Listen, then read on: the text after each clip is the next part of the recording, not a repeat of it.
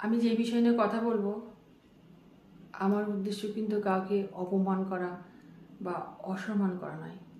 আমাকে কেউ ভুল বুঝবেন না।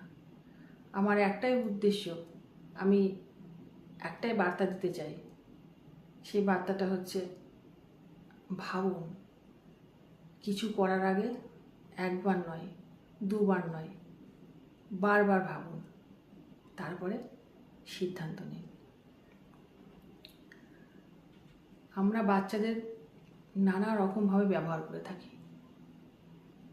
কারণ তারা ছোট বলে, কারণ তারা দুর্বল বলে, কারণ তারা আমাদের থেকে শক্তিহীন বলে। আর এই বাচ্চাদের ব্যবহার করাতে আমার মা বাবারাও কিন্তু পিছিয়ে নেই। আমরা মা বাবারাও যে কোনোভাবে, যে কোনো উপায়ে অনেক সময় নিজেদের বাচ্চাদেরকে ব্যবহার করে থাকি আমাদের কার্যসিদ্ধির জন্য, আমাদের যে কোনো একটা সমস্যার সমাধানের উদ্দেশ্যের জন্য, আমরা যাতে নির্দোষ থাকি সেই উদ্দেশ্যের জন্য। যেমন যত দোষ নন্দ ঘোষ, আর এই নন্দ ঘোষ হচ্ছে আমাদের বাচ্চারা বা আপনাদের বাচ্চারা। তাই যত দোষ তাদের দাও, কারণ বাচ্চারা অসহায়, বাচ্চারা দুর্বল, বাচ্চারা কিছু বোঝে না। আর বাচ্চারা যদি কিছু বলে সেটা সত্যি কথা, সত্যি বলেও, সেটা আমরা সবাই জানি। সেই জন্য অনেক ক্ষেত্রে আমরা বাচ্চাদেরকে ইউজ করি। যেমন ধরুন, একজন মা তার বাচ্চাকে রেখে মারা গেছেন বা চলে গেছেন। সেই বাচ্চাটা 1 বছর বয়স হতে পারে, সদ্যজাত শিশু হতে পারে, 10 বছর বয়স হতে পারে। তো মা যখন চলে গেছে, বাচ্চাটা সেই সময় তার ঠাকুমা, ঠাকুরদা, পিসি, মাসি, কাকা, কাকিমা, জেঠিমা, যে যা আছে পরিবার, সবার কাছে সে আদর যত্নে লালন পালন হচ্ছে। একটা মাতৃহারা ছেলে, তাকে সবাই যত্ন করছে, দেখভাল করছে, তার ভালো চাইছে, তাকে প্রচুর ভালোবাসা দিচ্ছে, যে সে যাতে তার মাকে ভুলে থাকতে পারে, তার মনের কষ্টটা যেন তারা দূর করতে পারে। এই উদ্দেশ্যে তারা সেই বাচ্চাটাকে চারিদিক দিয়ে ঘিরে রাখে। আর যে বাবা, সেই বাবা এখন কি করবে? তার তো বউ নেই, তার তো একটা ভবিষ্যৎ আছে। তো এই ভবিষ্যতের জন্য তাকে কি করতে হবে? তাকে কে দেখাশোনা করবে? সেজন্য তাকে একটা বিয়ে করতে হবে, এবং বিয়েটা যত তাড়াতাড়ি সম্ভব তত তাড়াতাড়ি করতে হবে। কারণ অনাথ বাচ্চা, তার মা নেই, তাকে কে দেখবে? তারও তো মায়ের আদরের দরকার। এতদিন যেই বাচ্চাটাকে তার পরিজনরা যত্ন করছিল, ভালোবাসছিল, বাবা তাদের ওপরে বাচ্চার দায়িত্ব দিয়ে নিশ্চিন্ত ছিল, এখন সেই বাবার মনে হচ্ছে যে তার বাচ্চা তাদের কাছে ভালো নেই, তাদের আদর যত্নে কম পড়ে গেছে, তার একটা মায়ের দরকার।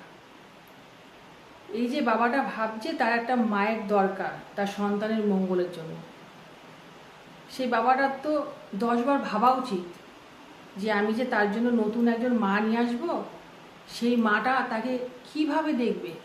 সৎ মায়ের মতন না নিজের মায়ের মতন? একটা অন্য গাছের ছাল যদি আপনি কেটে নিয়ে এসে আরেকটা গাছে লাগান, তো সেই যে দাগটা কোনো দিনও কিন্তু মিশে গিয়ে একটা গাছের চামড়ার সঙ্গে এক হবে না। এটা আপনাকে আগে ভাবতে হবে। আপনার সন্তানের দায়িত্ব একজনকে দেবেন, সেই দায়িত্বটা কিভাবে নেবে সেটাকেও আপনাকে ভাবতে হবে।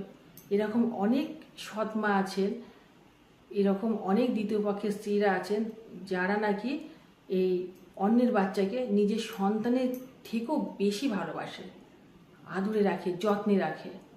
এরকমও সৎ মা আছে কিন্তু। আবার এরকমও সৎ মা আছে যারা ঘরে আসলে সেই মাতৃহারা সন্তানের দুর্ভাগ্যের শেষ হয় না, তার নির্যাতনের কোনো শেষ হয় না। সেই বাচ্চাটার ভবিষ্যৎ তখন অন্ধকার হয়ে যায়। আর যেই বাবা একদিন তার কথা চিন্তা করে ঘরে একজন নতুন মা নিয়ে এসছেন, সেই বাবাও তখন একসময় তার সৎ মায়ের পরামর্শে নিজের সন্তানকে সৎ করে দেয়। তার বাচ্চাকে মায়ের সঙ্গে সঙ্গে সেও টর্চার করে। তো এই বাবারা, আপনারা বিয়ে করবেন করুন, আপনাকেও দেখাশোনার একজনের দরকার।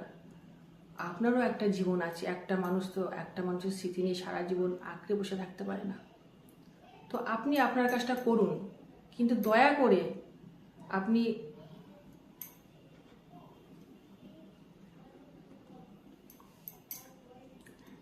আপনার বাচ্চার উপরে দোষ দেবেন না যে আমার বাচ্চার একজন মা চাই, তার যত্নের জন্য একজন মা চাই। সে মা বলে ডাকবে বলে একজনের মেয়েকে আনতে হবে যে নাকি আমার দ্বিতীয় পক্ষের স্ত্রী হবে। এই দোষটা তাকে দেবেন না। আপনি আনছেন আপনার প্রয়োজনে, আপনার সন্তানকে ব্যবহার করবেন না। আপনি যদি মনে করেন আপনার সংসারে থেকে, দ্বিতীয় পক্ষের সংসারে থেকে আপনার সন্তান ভালো থাকবে না, আগে আপনি তার একটা নিরাপদ ব্যবস্থা করে দিন। সে দাদুর বাড়ি হোক বা ঠাকুরদার বাড়ি হোক, যার বাড়িতে হোক না কেন, আগে আপনি তার একটা নিরাপদ আশ্রয় ঠিক করে দিয়ে তারপরে আপনি অন্য একজনের দায়িত্ব নিন। মনে রাখবেন, আপনি কিন্তু কারোর দায়িত্ব নিচ্ছেন, এইটা আপনার আগে ভাবা উচিত। কারোর দায়িত্ব তাকে আপনি দিচ্ছেন কি করে, তাকে তো আপনি চেনেনই না। তাই এই কাজটা করার আগে, দ্বিতীয় বিয়ে করার আগে আপনি একবার ভেবে দেখুন যে আপনার সন্তান কতটা সুরক্ষিত, কতটা নিরাপদ তার কাছে। আবার কিছু মায়ের কথাও বলছি, যেই মায়েরা স্বামী হারিয়েছেন বা স্বামীকে ছেড়ে চলে এসছেন, বিশেষ করে সেই মায়ের যদি কন্যা সন্তান থাকে, আমি তাদের বলছি, তারাও একটা দ্বিতীয় বিয়ের আয়োজন করেন। কারণ তার একটা জীবন, সে একা কী করে থাকবে, কী করে বাঁচবে। সেও কিন্তু তখন সমাজের কাছে, লোকের কাছে বলে আমার সন্তানের একজন বাবা দরকার, সন্তানের পিতৃ পরিচয় দরকার, আমার সন্তানকে কে দেখবে, সন্তানের ভার কে নেবে। এই কথা কিন্তু অনেক মায়েরা বলে থাকেন। সেই দোষটা কিন্তু সন্তানের ওপরেই দেন। আসলে তারা কিন্তু নিজের প্রয়োজনে দ্বিতীয় বিয়েটা করছে। দোষ সন্তানের, সন্তানের প্রয়োজন। তারা কেউ কিছু বলতে পারবে না যে তুমি কেন দ্বিতীয় বিয়ে করছো, কেন করবে না, সবার অধিকার আছে বেঁচে থাকার। তো সেও সেই কাজটা করছে। আর সেই মায়ের যদি কন্যা সন্তান থাকে, তাদের এই বিষয়টা নিয়ে একবার কেন 1000 বার ভাবা উচিত। তার সৎ বাবা দ্বারা সে যদি কখনো নির্যাতিত হয়, সেই মেয়েটা যদি কোনো প্রকার সেই পুরুষটার কাছ থেকে খারাপ আচরণ পায়, এরকম কিন্তু হামেশাই হয় যে সৎ স্বামীর দ্বারা নিজের পেটের সন্তান ধর্ষিতা হয়েছে। তখন আপনি কি করবেন? তখন আপনি আপনার সন্তানকে সাপোর্ট করবেন? আপনার সন্তানের হয়ে আপনার দ্বিতীয় স্বামীর নামে অভিযোগ জানাবেন? জানাবেন না। অনেকে জানান না, তারা বিষয়টা গোপন করে যায়, চেপে যায়। আর এই যে শিশু কন্যা সন্তানের উপরে যে অত্যাচারটা দিনকে দিন বেড়ে যায়, সমাজে এরকম অনেক ঘটনা আছে। মা নিজের চোখে সমস্ত ঘটনা দেখে, কোনো প্রতিবাদ করে না। কারণ তার একটা সংসার ভেঙেছে, সে দ্বিতীয় সংসারটা ভাঙতে চান না। সেই জন্য সে দুধ কলা দিয়ে একটা কালসাপ পোষে, যে কালসাপটা কিনা তার নিজের পেটের মেয়েকে প্রতিনিয়ত দংশন করছে। সেই সমস্ত মাদের একবার না 10 বার ভাবা উচিত। নিজের কথা না, আমার সন্তানের কথা, আমার মেয়ের ভবিষ্যতের কথা ভেবে তারপরে এই পথে যাওয়া উচিত। নিশ্চয়ই আপনি দ্বিতীয়বার বিয়ে করবেন, কেন করবেন না, কিন্তু বুঝে শুনে।